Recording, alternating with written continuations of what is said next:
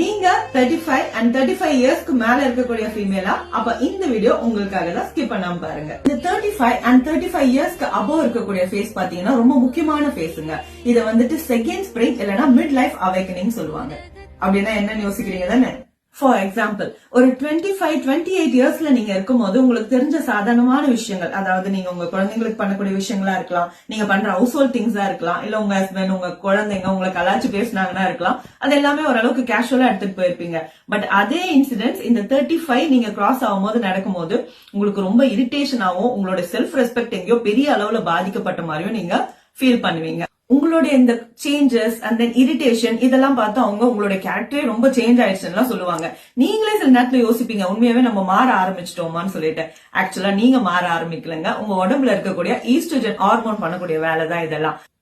35 years and above பாத்தீங்கன்னா நம்ம pre menopausal ஸ்டேஜ்க்கு என்டர் ஆகுறோங்க. இந்த ஸ்டேஜ்ல ஈஸ்ட்ரோஜன் சொல்லக்கூடிய ஹார்மோன் குறைய ஆரம்பிக்குது நம்ம பாடியில.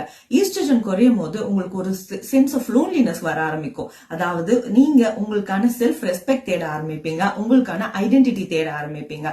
கரியர் ரொம்ப வருஷம் பிரேக் பண்ணவங்க கூட அத்தனை வருஷம் ஃபீல் பண்ணாம இருப்பாங்க. ஆனா இந்த 35 கிராஸ் ஆகும்போது பாருங்க, எங்கேயோ அவங்க ஏதோ ரொம்ப மிஸ் பண்ணிட்ட மாதிரி, எதையோ தொலைச்சிட்ட மாதிரி ரொம்ப ரெக்ரெட் பண்ண ஆரம்பிப்பாங்க. இது எல்லாமே இந்த ஈஸ்ட்ரோஜன் குறையறதால தான் நம்ம பாடியில நடக்குது. So it's never late. It's right time to restart your career as women's second life begins at 35.